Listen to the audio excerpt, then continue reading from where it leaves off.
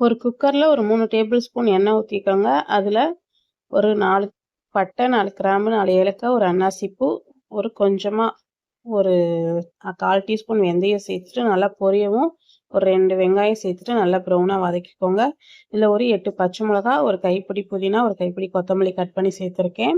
அப்புறம் ஒரு 2 table spoon அளவுக்கு இஞ்சி பூண்டு பேஸ்ட் சேர்த்துட்டு நல்லா வதக்கி விடுங்க.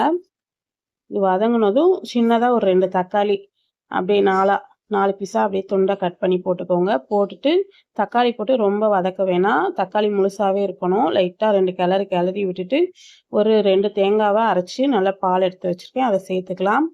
இப்போ ஒரு 1/2 கிலோ அளவுக்கு அரிசி நான் ஊற வச்சு எடுத்து வச்சுருக்கேன், பாஸ்மதி ரைஸு. இதுக்கு தேவையான அளவு உப்பும் சேர்த்துக்கோங்க. ஒரு 1/2 மணி நேரமாக அரிசி நல்லா ஊறி வந்திருக்கு. இப்போ அரிசியை சேர்த்துக்கலாம்.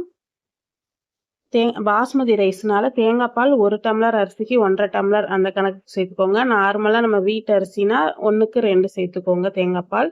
இப்போ மூடி போட்டு கரெக்டாக ஒரே ஒரு விசில் மட்டும் விட்டு எடுங்க.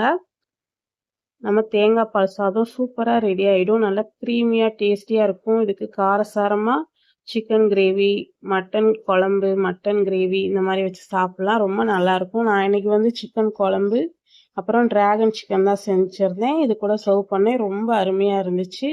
கண்டிப்பாக இதே மெத்தடில் நீங்களும் ட்ரை பண்ணி பாருங்கள்.